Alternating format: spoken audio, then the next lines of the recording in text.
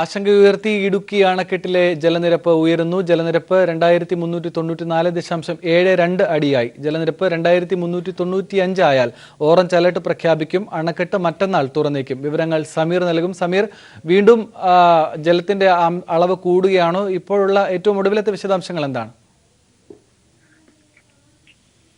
മഴയ്ക്ക് കാര്യമായ ശമനം ഉണ്ടായിട്ടില്ല. മഴ തുടരുന്നു. അതോടൊപ്പം തന്നെ നീരൊഴുക്കും ശക്തമാണ്. ഈ ഒരു സാഹചര്യത്തിൽ അണക്കെട്ടിലെ ജലനിരപ്പ് വീണ്ടും ഉയരുകയാണ്. ഇന്ന് 3 തവണകളിലായി കൃത്യമായ ഇടവേളകളിൽ 3 തവണകളിലായി ഇതിന്റെ ജലനിരപ്പിന്റെ അളവ് പരിശോധിച്ചു. ഈ പരിശോധനയിൽ ആദ്യഘട്ടത്തിൽ 2394.58 ആയിരുന്നു. അത് പിന്നീട് മാറി ഒടുവിൽ ഇപ്പോൾ ലഭ്യമായിരിക്കുന്ന വിവരമനുസരിച്ച് 2394.72 അടിയിലേക്ക് ഉയർന്നിരിക്കുന്നു. ഒരു വലിയ രീതിയിലുള്ള ഉയർച്ച ഇല്ല എന്നിരുന്നാലും ഒരു കൃത്യമായ ഇടവേളകളിൽ വെള്ളം ഉയരുന്നു, ജലനിരപ്പ് ഉയരുന്നു എന്ന് തന്നെയാണ് മനസ്സിലാകുന്നത്. അതുകൊണ്ട് തന്നെ ശക്തമായിട്ടുള്ള ജാഗ്രതാ നിർദ്ദേശം ജില്ലയിൽ എങ്ങും നൽകിയിട്ടുണ്ട്. പ്രധാനമായും അണക്കെട്ട് തുറക്കേണ്ട ഒരു സാഹചര്യം ഉണ്ടാവുകയാണ് എങ്കിൽ അത് ആദ്യഘട്ടത്തിൽ ബാധിക്കുന്ന മേഖലകളെ കേന്ദ്രീകരിച്ചുകൊണ്ടുള്ള നടപടികളാണ്. അവർക്ക് വേണ്ട സുരക്ഷാ കാര്യങ്ങളും മറ്റു തരത്തിലുള്ള മുന്നൊരുക്കങ്ങളുമാണ് ഇപ്പോൾ ജില്ലാ ദുരന്ത നിവാരണ അതോറിറ്റിയുടെ ഭാഗത്തു നിന്നും ജില്ലാ ഭരണകൂടത്തിന്റെ ഭാഗത്തു നിന്നും ഉണ്ടായിക്കൊണ്ടിരിക്കുന്നത്. 2395 അടിയിലേക്ക് എത്താൻ ഇനി ഏതാനും വളരെ കുറഞ്ഞ അളവ് മാത്രമേ ഉയരേണ്ടതുള്ളൂ. ആ ഒരു സാഹചര്യം മുന്നിൽ കണ്ടുകൊണ്ട് ഒരുപക്ഷെ ഇന്ന് വൈകിട്ടോടുകൂടി തന്നെ ഓറഞ്ച് അലർട്ട് പ്രഖ്യാപിച്ചേക്കും. 2395 അടിയിലേക്ക് എത്തുമ്പോഴാണ് ഓറഞ്ച് അലർട്ട് പ്രഖ്യാപിക്കുക. അതിനുശേഷം കൂടുതൽ സുരക്ഷാ ക്രമീകരണങ്ങൾ ഏർപ്പെടുത്തും എന്നാണ് നമുക്ക് അറിയാൻ കഴിയുന്നത്. മറ്റൊരു പ്രധാനപ്പെട്ട കാര്യം, ഇതുമായി ബന്ധപ്പെട്ട് 2397-98 അടിയിലേക്ക് എത്തുമ്പോൾ മാത്രമേ അണക്കെട്ട് തുറക്കുകയുള്ളൂ എന്നാണ് നമുക്ക് അറിയാൻ കഴിയുന്നത്. അതിനു മുമ്പ് ഒരുപക്ഷെ പരീക്ഷണാടിസ്ഥാനത്തിൽ ഒരു ഷട്ടർ തുറന്നുകൊണ്ട് വെള്ളം പുറത്തേക്ക് ഒഴുക്കി നോക്കിക്കൊണ്ടുള്ള ഒരു പരീക്ഷണാടിസ്ഥാനത്തിൽ തുറക്കാനുള്ള സാധ്യതയാണ് ഉള്ളത്.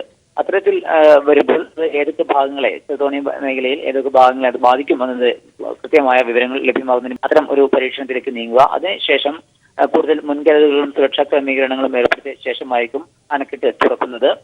എന്തായാലും നിലവിലെ സാഹചര്യത്തിൽ ഏതാനും ദിവസങ്ങൾ കൂടി കഴിയേണ്ടതുണ്ട് എന്നാണ് നമുക്ക് മനസ്സിലാക്കാൻ കഴിയുന്നത്. ഇതിന്റെ ജലനിരപ്പ് ഉയരുന്നുണ്ടെങ്കിലും ഇതിന്റെ വിസ്തൃതി മുകളിലേക്ക് ഉയരുന്നതോറും ഇതിന്റെ വിസ്തൃതി വളരെ കൂടുതലാണ്. അതുകൊണ്ട് തന്നെ ഈ വിസ്താരം കാരണം വളരെ നല്ല രീതിയിൽ ജലനിരപ്പ് ഉയർന്നെങ്കിൽ മാത്രമേ പെട്ടെന്ന് ഇതിന്റെ ഒരു കൃത്യമായ അളവിലേക്ക് അത് ഉയർന്നു വരികയുള്ളൂ. അതായത് 2397-98 അത് എത്തുകയുള്ളൂ. അത്തരം ഒരു സാഹചര്യത്തിൽ കൂടുതൽ സമയം എടുത്തെങ്കിൽ മാത്രമേ അത് എത്തുകയുള്ളൂ എന്നാണ് ഇപ്പോൾ മനസ്സിലാക്കാൻ കഴിയുന്നത് എന്നാണ് ഉദ്യോഗസ്ഥർ ഇതുമായി ബന്ധപ്പെട്ട് നൽകുന്ന വിവരം. അതേസമയം തന്നെ ശക്തമായ മഴ തുടരുകയാണ് എങ്കിൽ വളരെ വേഗത്തിൽ തന്നെ അടിയിലേക്ക് എത്തുകയും അണക്കെട്ട് തുറക്കേണ്ട ഒരു സാഹചര്യം ഉണ്ടാവുകയും ചെയ്യും. നിലവിൽ അത്തരം സാഹചര്യം ഇല്ല എന്നാണ് ഇടുക്കി ജില്ലാ കളക്ടർ കെ ജീവൻ ബാബു വ്യക്തമാക്കിയിരിക്കുന്നത്. എന്നാൽ അത്തരം ഒരു സാഹചര്യം തുറക്കേണ്ടി വരികയാണ് എങ്കിൽ അതിനു വേണ്ട മുൻകരുതലുകളും എടുത്തിട്ടുണ്ട്. നേരത്തെ മുഖ്യമന്ത്രി പിണറായി വിജയൻ തന്നെ വളരെ വ്യക്തമായി ഈ സുരക്ഷയുമായി ബന്ധപ്പെട്ട കാര്യങ്ങളും മുൻകരുതലുകൾ സംബന്ധിച്ചുമുള്ള കാര്യങ്ങളും വ്യക്തമാക്കിയിരുന്നു. വ്യോമസേനയുടെയും കരസേനയുടെയും നാവികസേനയുടെയും പൂർണ്ണമായിട്ടുള്ള സഹായവും അതോടൊപ്പം തന്നെ കോസ്റ്റ് ഗാർഡ്, വിവിധ വകുപ്പുകളുടെ ഉദ്യോഗസ്ഥർ, പോലീസ്, ഫയർഫോഴ്സ് തുടങ്ങിയിട്ടുള്ള വിവിധ വകുപ്പുകളുടെ എല്ലാ അർത്ഥത്തിലുമുള്ള സഹായവും ഉറപ്പാക്കിയിട്ടുണ്ട്. അതോടൊപ്പം ദേശീയ ദുരന്ത നിവാരണ സേനയുടെ 50 അംഗ സംഘം ഇന്നലെ വൈകിട്ടോടുകൂടി ഇടുക്കിയിൽ എത്തിയിട്ടുണ്ട്. ഈ ഏതെങ്കിലും ഒരു ദുരന്ത സാഹചര്യം ഉണ്ടാവുകയാണ് എങ്കിൽ അതിനനുസരിച്ച് ഇവരെ വിന്യസിക്കുന്ന അടക്കമുള്ള കാര്യങ്ങൾ തീരുമാനിക്കുമെന്നും കലക്ടർ വ്യക്തമാക്കിയിട്ടുണ്ട്. എന്നാലും മഴയ്ക്ക് കാര്യമായ ശമനം ഉണ്ടായിട്ടില്ല. 2403 അടിയാണ് ഇടുക്കി അണക്കെട്ടിന്റെ പരമാവധി സംഭരണ ശേഷി. അതിലേക്ക് ഇപ്പോൾ 2394.72 അടിയിലേക്ക് എത്തിയിരിക്കുന്നു. 95 എത്തുകയാണ് എങ്കിൽ അപ്പോൾ ഓറഞ്ച് അലർട്ട് പ്രഖ്യാപിക്കും എന്നാണ് ജില്ലാ ദുരന്ത നിവാരണ അതോറിറ്റി നൽകുന്ന വിവരം.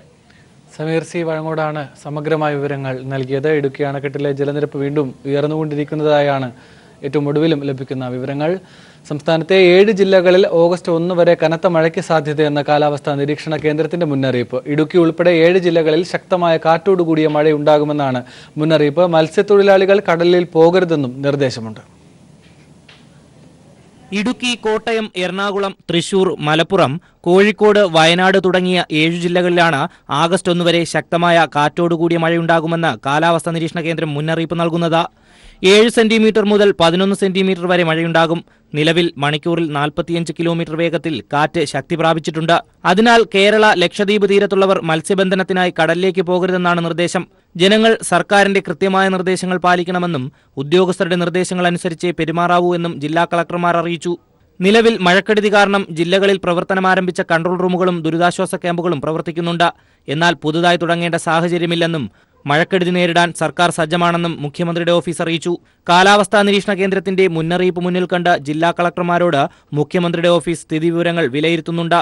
News bureau, Thiruvananthapuram. അതേസമയം ഹരിപ്പാട് മണ്ഡലത്തിന്റെ തീരപ്രദേശത്ത് ശക്തമായ കടലാക്രമണം. പല്ലന ആറാട്ടുപുഴ തീരപ്രദേശത്താണ് കടലാക്രമണം. വിവരങ്ങൾ ഷാജഹാൻ നൽകും. ഷാജഹാൻ, മുൻപെങ്ങും ഇല്ലാത്ത, ഇടക്കാലത്ത് കേട്ടുകേൾവിയില്ലാത്ത നിലയിലുള്ള വലിയ പ്രകൃതിക്ഷോഭങ്ങളാണ് നമ്മൾ അഭിമുഖീകരിക്കുന്നത്. ഇപ്പോഴെന്താണ് ഈ കടലാക്രമണവുമായി ബന്ധപ്പെട്ട വിശദാംശങ്ങൾ? അതിന്റെ ഹരിപ്പാട് മണ്ഡലത്തിന്റെ തീരപ്രദേശത്ത് ശക്തമായ കടലാക്രമണമാണ് ഇപ്പോൾ അനുഭവപ്പെടുന്നത്. കടൽഭിത്തി ഇല്ലാത്ത മേഖലകളാണ് കൂടുതലായിട്ടും വീടുകളും മറ്റും വെള്ളത്തിലായത്. ഏതാണ്ട് 500 മീറ്റർ കടലിലെ കരയിലേക്ക് കയറിക്കൊണ്ടിരിക്കുന്നു, അല്ലെ വെള്ളം കയറുന്നു എന്നുള്ളൊരു പരാതിയാണ് ഇപ്പോൾ നമുക്ക് തീരദേശ മേഖലയിൽ നിന്നും കാണാൻ സാധിക്കുന്നത്. ശക്തമായ കടലാക്രമണമാണ്, മുമ്പൊന്നും കാണാത്ത തരത്തിലുള്ള കടലാക്രമണമാണ് ഇപ്പോൾ ഇവിടെ അനുഭവപ്പെടുന്നത്. ശക്തമായ മഴയും അതോടൊപ്പം തന്നെ ഇടിയും കാറ്റും ഒക്കെ ഇപ്പോൾ ആലപ്പുഴ ജില്ലയിൽ അനുഭവപ്പെടുന്നുണ്ട്. ഈ സാഹചര്യത്തിലാണ് തീരദേശ മേഖലയിൽ കൂടി ശക്തമായ കടലാക്രമണം രൂപപ്പെട്ടിരിക്കുന്നത്. പ്രധാനമായിട്ടും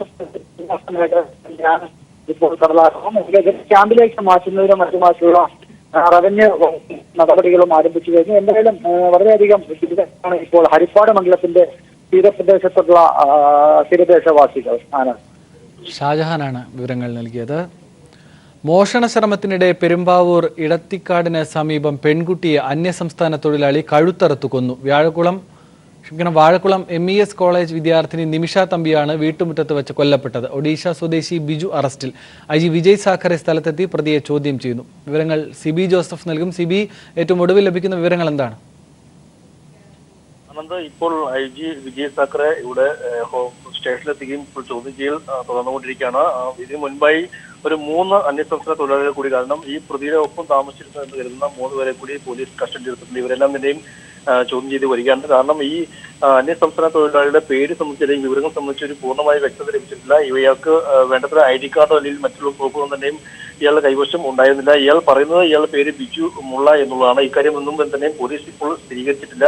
എന്നാലും ഇപ്പോഴും ചോദ്യം ചെയ്യൽ തുടർന്നുകൊണ്ടിരിക്കുകയാണ്. ഈ കുട്ടിയുടെ മൃതദേഹം ഇപ്പോൾ പെരുമ്പാവൂർ താലൂക്ക് ആശുപത്രിയിലാണ് ഉള്ളത്. ഈ വാഴക്കുളം MES കോളേജിലെ അവസാന വർഷ BBA വിദ്യാർത്ഥിനിയായ നിമിഷയാണ് ഇന്ന് രാവിലെ 9 ഇങ്ങനെ കുത്തേറ്റ് മരിച്ചത്.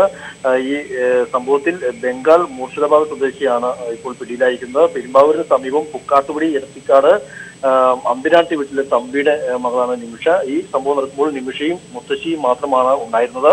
ഈ മുത്തശ്ശിയുടെ മാല തട്ടിപ്പറിക്കുന്നതിനിടെ തടുക്കാൻ ശ്രമിച്ച നിമിഷയെ ഈ അന്യസംസ്ഥാന തൊഴിലാളി കൊലപ്പെടുത്തുകയായിരുന്നു. ഈ നിമിഷയുടെ കയ്യിൽ കറിക്കരിയുന്ന കത്തി ഉണ്ടായിരുന്നു. ഈ കത്തി മേടിച്ചാണ് കഴുത്തിൽ 2 തവണ കുത്തിയതെന്നാണ് ഇപ്പോൾ ലഭിക്കുന്ന വിവരം. തൊട്ടടുത്ത് വീട്ടിലുണ്ടായിരുന്ന വല്യച്ഛനായ ഏലിയാസ് ഓടിയെത്തുകയും ഈ പ്രതി ഏലിയാസിനെയും കുത്തുകയും അതിനുശേഷമാണ് പ്രതി ഓടി രക്ഷപ്പെടാൻ ശ്രമിച്ചത്. പ്രതിയെ നാട്ടുകാർ കൂടി പിടികൂടി പോലീസിനെ ഏൽപ്പിക്കുകയായിരുന്നു. എന്തായാലും സംഭവത്തിൽ വളരെ വലിയൊരു സംഘർഷാവസ്ഥയായിരുന്നു കുറച്ച് സമയത്തേക്ക് ഉണ്ടായിരുന്നത്. ഇപ്പോൾ ഈ സ്റ്റേഷനിൽ എത്തിച്ച പ്രതിയെ ചോദ്യം ചെയ്തു വരികയാണ്. ഇപ്പോൾ IG വിജയ് സാഖറെയും DVSP വേണു അടക്കമുള്ള ആളുകളെല്ലാം തന്നെയും ഇവിടെയുണ്ട്. പ്രതിയെ ചോദ്യം ചെയ്തു വരികയാണ്. ശരി, സിബി ജോസഫാണ് വിവരങ്ങൾ നൽകിയത്. മോഷണ ശ്രമത്തിനിടെയാണ് കൊലപാതകമെന്ന് സംഭവത്തിന് ദൃക്സാക്ഷിയായ അയൽവാസിയായ വീട്ടമ്മ പറഞ്ഞു. മാല പൊട്ടിക്കുന്നത് പെൺകുട്ടി ചെറുത്തതിനെ തുടർന്നാണ് കൊല നടത്തിയത്. ഞാനും എൻ്റെ കെട്ടിയവനും ഓടി വരുമ്പോ വായി ഇങ്ങനെ പിടിച്ചേക്ക കത്തി. അപ്പൊ ചേട്ടൻ തടഞ്ഞപ്പോ ചേട്ടന്റെ കയ്യിലെ കുത്തി. അപ്പൊ അബ്ബാസ് എന്ന് പറഞ്ഞ ഒരാളുണ്ടായിരുന്നു, അബ്ബാസ്. ആ ചെറുക്കൻ കസേര എടുത്തു. അപ്പൊ ഈ ബായി താഴെ ഇട്ടു. അപ്പൊ കൊച്ചിന്റെ കഴുത്ത് നിറയെ ഷാള്. അവൾ അങ്ങോട്ട് ഓടിയിട്ടുണ്ട്. അവിടെയൊക്കെ ബ്ലഡ് ഉണ്ട്. ഇപ്പൊ ചേട്ടന് 9:30 10 മണിക്ക് ചേട്ടൻ ചായ കുടിക്കാൻ വന്ന സമയത്ത് ഞങ്ങൾ വീട്ടിലായിരുന്നു. ഞങ്ങൾ ഓടി വരിക എന്നൊരോളി കേട്ടു പിള്ളേടെ. അപ്പൊ അമ്മയുടെ മാലയും പൊട്ടിച്ചു. മത്സ്യക്കച്ചവടം നടത്തി ഉപജീവനം നടത്തി വന്ന കോളേജ് വിദ്യാർത്ഥിനി ഹനാനെതിരെ സൈബർ ആക്രമണം നടത്തിയ കേസിൽ ഒരാൾ കൂടി അറസ്റ്റിൽ. കൊല്ലം സ്വദേശി സിയാദാണ് അറസ്റ്റിലായത്. ഇതോടെ കേസിൽ അറസ്റ്റിലായവരുടെ എണ്ണം 2 ആയി. കൊല്ലം സ്വദേശി സിയാദിനെയാണ് പാലാരിവട്ടം പോലീസ് അറസ്റ്റ് ചെയ്തത്. ചേർത്തലയിൽ നിന്നും രാത്രിയോടെ കസ്റ്റഡിയിലെടുത്ത സിയാദിനെ കൂടുതൽ ചോദ്യം ചെയ്ത ശേഷം രാവിലെ അറസ്റ്റ് രേഖപ്പെടുത്തുകയായിരുന്നു. ചേർത്തലയിൽ ട്രാവൽസ് ജീവനക്കാരാണ് സിയാദ്. ഇയാൾ പെൺകുട്ടിക്കെതിരെ വളരെ മോശമായ രീതിയിൽ അസഭ്യവർഷം നടത്തിയെന്ന് പോലീസ് കണ്ടെത്തിയിട്ടുണ്ട്. IT ആക്ട് 67 വകുപ്പ് പ്രകാരവും ഇന്ത്യൻ ശിക്ഷാ നിയമത്തിലെ 509 വകുപ്പ് പോലീസ് ആക്ട് 120 പ്രകാരവും സൈബർ ആക്രമണത്തിനും അധിക്ഷേപത്തിനുമെതിരെയാണ് ഇയാൾക്കെതിരെ കേസെടുത്തിരിക്കുന്നത്. 1 മുതൽ 3 വർഷം വരെ തടവ് ശിക്ഷ ലഭിക്കാവുന്ന വകുപ്പുകളാണിവ. ഇതോടെ കേസിൽ അറസ്റ്റിലായവരുടെ എണ്ണം 2ആയി. കഴിഞ്ഞ ദിവസം ഗുരുവായൂർ സ്വദേശി വിശ്വനാഥനെ പോലീസ് അറസ്റ്റ് ചെയ്ത് 14 ദിവസത്തേക്ക് റിമാൻഡ് ചെയ്തിരുന്നു. ഹാനാനെ സോഷ്യൽ മീഡിയയിൽ അധിക്ഷേപിച്ചവർക്കെതിരെ ശക്തമായ നടപടി സ്വീകരിക്കാൻ മുഖ്യമന്ത്രി ഉത്തരവിട്ടതിന് പിന്നാലെ നിരവധി പേർ പോസ്റ്റുകൾ പിൻവലിച്ചിരുന്നു. എന്നാൽ സൈബർ സെല്ലിന്റെ സഹായത്തോടെ പോലീസ് അന്വേഷണം വ്യാപിച്ചതോടെ നിരവധി ജില്ലകളിൽ നിന്നും അധിക്ഷേപിച്ച് പോസ്റ്റിട്ടവർ ഇനിയും കുടുങ്ങും. News bureau, Kochi. DMK അധ്യക്ഷൻ M. കരുണാനിധിയുടെ ആരോഗ്യസ്ഥിതിയിൽ നേരിയ പുരോഗതി. ആൽവാർപേട്ടിലെ കാവേരി ആശുപത്രി പരിസരത്തെ DMK നേതാക്കളുടെ അഭ്യർത്ഥന അവഗണിച്ച് ആയിരക്കണക്കിന് ആളുകൾ ഇപ്പോഴും ആശുപത്രി പരിസരത്ത് തുടരുകയാണ്. വൻ പോലീസ് സംഘവും സ്ഥലത്തുണ്ട്. ഇന്നലെ രാത്രി DMK അണികളുടെ വികാര പ്രകടനങ്ങൾ അതിരുവിടുകയും പോലീസ് ലാത്തി വീശുകയും ചെയ്തിരുന്നു. കരുണാനിധിയുടെ സ്ഥിതി വഷളായതിനു പിന്നാലെയായിരുന്നു ഇത്.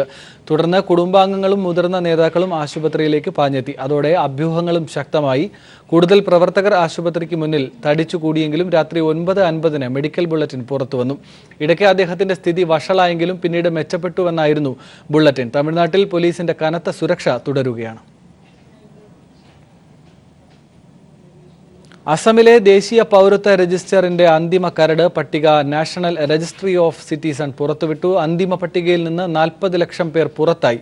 3.29 കോടി ജനങ്ങളാണ് അസമിൽ ഉള്ളത്. എന്നാൽ പട്ടികയിൽ 2.89 ജനങ്ങൾ മാത്രമേ ഉള്ളൂ. എന്നാൽ ഇവർക്ക് ഓഗസ്റ്റ് 30 വരെ പരാതി അറിയിക്കാം. ബംഗാളിൽ നിന്നുള്ള അനധികൃത കുടിയേറ്റക്കാരെ ചൊല്ലി പ്രതിഷേധങ്ങൾ ഉടലെടുത്തതോടെയാണ് അസമിൽ പൗരത്വ രജിസ്റ്റർ തയ്യാറാക്കാനുള്ള നീക്കങ്ങൾ ആരംഭിച്ചത്. 1971 ശേഷം ബംഗ്ലാദേശിൽ നിന്നും കുടിയേറിയവരെയാണ് പൗരത്വ രജിസ്ട്രേഷൻ പട്ടിക കൂടുതലും ബാധിച്ചിരിക്കുന്നത്. പൗരത്വ പട്ടിക പ്രസിദ്ധീകരിക്കുന്നതിനോടനുബന്ധിച്ച് അസമിലും അതിർത്തി പ്രദേശങ്ങളിലും സുരക്ഷ ശക്തമാക്കിയിട്ടുണ്ട്. 22,000 പാരാമിലിറ്ററി ഉദ്യോഗസ്ഥരെ മേഖലയിൽ വിന്യസിച്ചിട്ടുണ്ട്.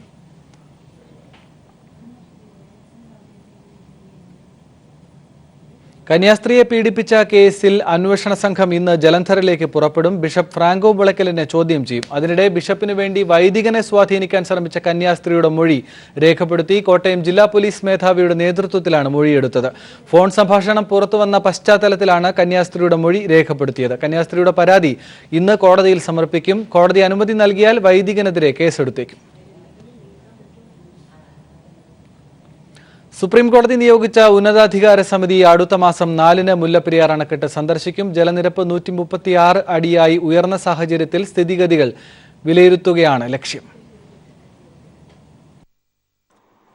മുല്ലപ്പെരിയാർ അണക്കെട്ടിൽ ജലനിരപ്പ് ഉയർന്ന് പെരിയാർ തീരങ്ങളിൽ ആശങ്ക നിലനിൽക്കുന്ന സാഹചര്യത്തിലാണ് ഓഗസ്റ്റ് 4-ന് ഉന്നതാധികാര സമിതി അണക്കെട്ട് സന്ദർശിക്കാനെത്തുന്നത്. കഴിഞ്ഞ നവംബർ 14-നാണ് ഉന്നതാധികാര സമിതി അവസാനമായി അണക്കെട്ട് സന്ദർശിച്ചത്. കാലവർഷത്തിന് മുമ്പ് നടത്തേണ്ട സന്ദർശനമാണ് ഇപ്പോൾ നടത്താൻ തീരുമാനിച്ചിട്ടുള്ളത്.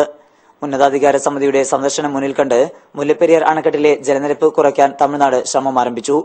ജലനിരപ്പ് ഉയരാതിരിക്കാൻ കൂടുതൽ വെള്ളം തമിഴ്നാട് കൊണ്ടുപോകും. തമിഴ്നാട്ടിലേക്ക് ഇപ്പോൾ പെൻസ്റ്റോക്ക് പൈപ്പുകൾ വഴിയും ഇറച്ചിപ്പാലം കനാൽ വഴിയും 2350 ഘനയടി ജലം കൊണ്ടുപോകുന്നുണ്ട്. സ്പിൽവേ ഷട്ടർ മാനുവൽ തയ്യാറാക്കി നൽകാൻ കഴിയാത്തത് വിമർശനത്തിന് ഇടയാക്കും എന്നതിനാലാണ് ജലനിരപ്പ് 136-ൽ നിലനിർത്താൻ തമിഴ്നാട് ശ്രമിക്കുന്നത്. 136.1 അടി വരെ ജലനിരപ്പ് ഉയർന്ന അണക്കെട്ടിലെ ജലനിരപ്പ് ഇപ്പോൾ 135 അടിയായി കുറഞ്ഞിട്ടുണ്ട്. വൃഷ്ടിപ്രദേശത്തു നിന്ന് സെക്കൻഡിൽ 2366 ഘനയടി ജലം അണക്കെട്ടിലേക്ക് ഒഴുകിയെത്തുന്നുണ്ട്. കേന്ദ്ര ജലവിഭവ കമ്മീഷനിലെ ഡാം സേഫ്റ്റി വിഭാഗം ചീഫ് എഞ്ചിനീയർ ഗുൽഷൻ രാജിന്റെ നേതൃത്വത്തിലുള്ള സംഘമാണ് അണക്കെട്ട് സന്ദർശിക്കുക. News bureau, Idukki. IRCTC hotel അഴിമതി കേസുമായി ബന്ധപ്പെട്ട RJD നേതാവ് ലാലു പ്രസാദ് യാദവിനും കുടുംബത്തിനുമെതിരെ ദില്ലി പട്യാല ഹൌസ് കോടതി സമൻസ് അയച്ചു. ഭാര്യ റാബ്രി ദേവിയും മകൻ തേജസ്വി യാദവും അടക്കം എല്ലാവരും കോടതിയിൽ നേരിട്ട് ഹാജരാകണം. ലാലു പ്രസാദ് യാദവ് റെയിൽവേ മന്ത്രിയായിരിക്കെ 2006-ൽ റാഞ്ചിയിലെയും പുരിയിലെയും IRCTC ഹോട്ടലുകളുടെ നടത്തിപ്പ് ചുമതല സ്വകാര്യ കമ്പനിക്ക് കൈമാറിയതുമായി ബന്ധപ്പെട്ടുള്ള കേസിലാണ് സമൻസ് അയച്ചിരിക്കുന്നത്. മഴ കനത്തതോടെ യമുനയിലെ ജലനിരപ്പ് ക്രമാതീതമായി വർദ്ധിച്ചു. യമുന നദിയിലെ ജലനിരപ്പ് അപകട സൂചിക കടന്നതിനെ തുടർന്ന് ഓൾഡ് യമുന റെയിൽ പാലം അടച്ചു. 27 ട്രെയിനുകളുടെ സർവീസ് നിർത്തിവെക്കുകയും 7 എണ്ണം വഴിതിരിച്ചു വിടുകയും ചെയ്തിട്ടുണ്ട്. പാസഞ്ചർ ട്രെയിനുകളാണ് റദ്ദാക്കിയിരിക്കുന്നത്. 205.53 മീറ്ററാണ് നിലവിലെ യമുനയിലെ ജലനിരപ്പ്. നദിക്ക് സമീപമുള്ള 1000-ഓളം കുടുംബങ്ങളെ മാറ്റിപ്പാർപ്പിച്ചു. ഹരിയാനയിലെ ഹത്നികുണ്ട് ഷട്ടർ തുറന്ന് 6 ലക്ഷം ഘനയടി വെള്ളം തുറന്നു വിട്ടതാണ് ദില്ലിയിലെ ജലനിരപ്പ് പെട്ടെന്ന് ഉയരാൻ കാരണം. കേരള ബാങ്ക് ചിങ്ങം 1 തന്നെ തുടങ്ങാനാകുമെന്നാണ് പ്രതീക്ഷയെന്ന് മന്ത്രി കടകംപള്ളി സുരേന്ദ്രൻ. റിസർവ് ബാങ്ക് ഉന്നയിച്ച സംശയങ്ങൾക്ക് സർക്കാർ ഉടൻ മറുപടി നൽകുമെന്നും കടകംപള്ളി പ്രതികരിച്ചു.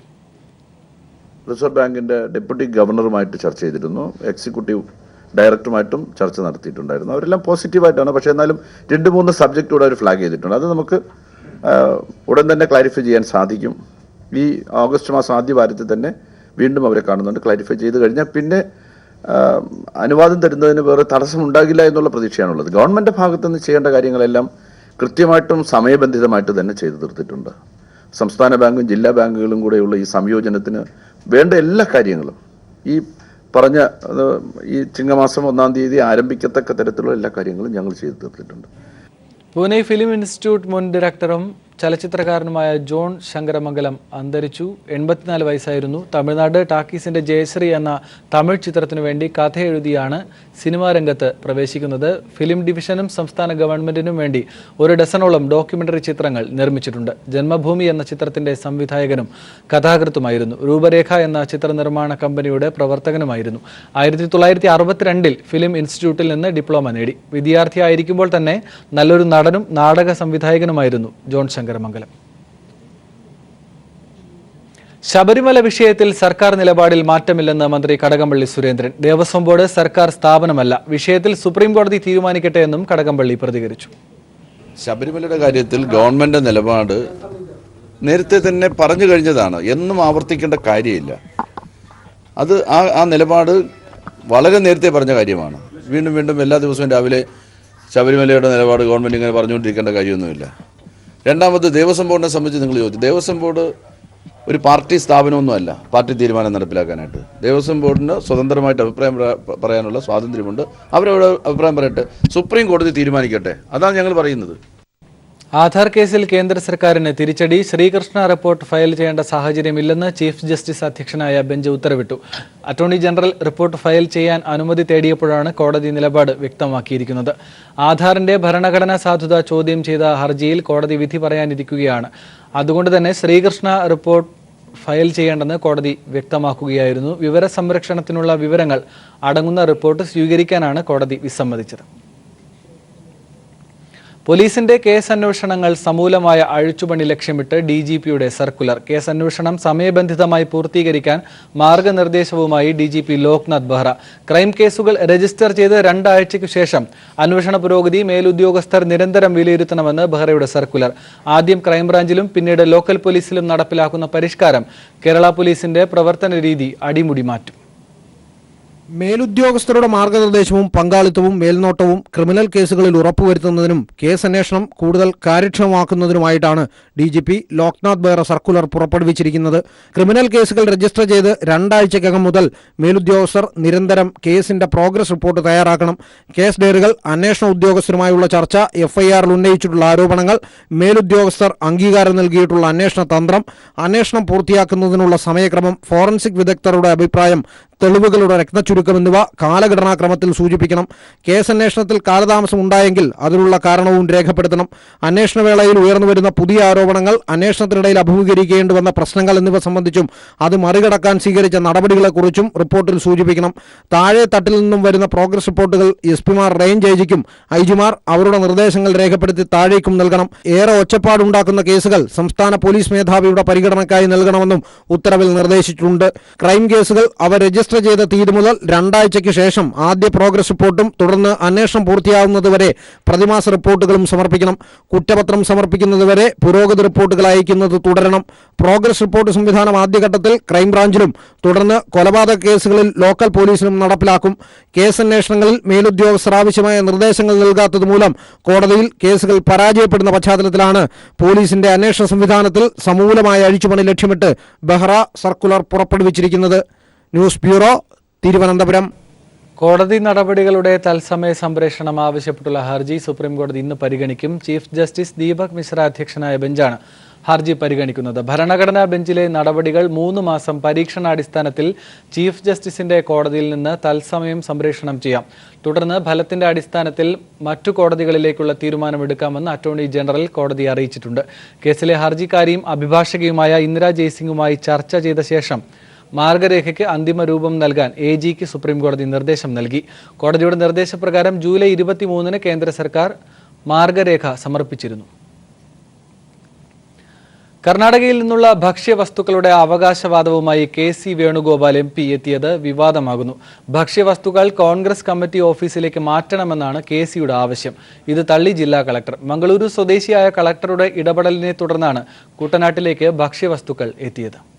ഞായറാഴ്ച ഉച്ചയ്ക്ക് 12 മണിയോടെയാണ് ആലപ്പുഴ ജില്ലാ കളക്ടർ ഇടപെട്ട് കർണാടകയിൽ നിന്നും കുട്ടനാട്ടിലേക്കുള്ള 4 ട്രക്ക് ഭക്ഷ്യവസ്തുക്കൾ ആലപ്പുഴയിൽ എത്തിച്ചത്. നാട്ടിലെ തൻ്റെ സ്വാധീനം ഉപയോഗിച്ചാണ് സുഹൃത്തുക്കളിൽ നിന്നും മറ്റും ഇവ ആലപ്പുഴയിൽ എത്തിച്ചത്. ഞായറാഴ്ച ഉച്ചയ്ക്ക് തന്നെ ഇക്കാര്യം പീപ്പിൾ TVയോട് ജില്ലാ കളക്ടർ പങ്കുവയ്ക്കുകയും ചെയ്തു. ഞാൻ കുറച്ച് സാധനങ്ങൾ എൻ്റെ ഫ്രണ്ട്സ് മുഖേന ആണ് അറേഞ്ച് ചെയ്തത്. ഫോർ എക്സാമ്പിൾ ഇമ്മീഡിയറ്റ് ആയിട്ട് നമുക്ക് ഗവൺമെൻറ് പ്രൊസീജിയേഴ്സ് ഫോളോ ചെയ്യാത്ത സ്ഥിതിയിൽ നമുക്ക് ഇമ്മീഡിയറ്റ് ആയിട്ട് എൻ്റെ ഫ്രണ്ട്സ് സഹായിച്ചു. ಮತ್ತೆ കർണാടക ഇന്ന ഒരു 4-5 ട്രക്ക് ലോഡ് വന്നു. സോ ഇങ്ങനെ ನಾವು മാനേജ് ചെയ്യുന്നുണ്ട്. ബട്ട് നമുക്ക് എപ്പോൾ ആവശ്യമുള്ളോ ആ സമയത്തിൽ ഇമ്മീഡിയറ്റ് ആയിട്ട് സർക്കാർ നമുക്ക് കൂടെ ഇത് നിർദ്ദേശനം കൊടുത്തിട്ടുണ്ട്. എപ്പോൾ എൻ്റെ ലെവലിൽ എന്താ ഡിസിഷൻ എടുക്കാൻ പെട്ടെന്ന് എടുക്കാമെന്ന് പറഞ്ഞിട്ടുണ്ട്. So it was very easy managing.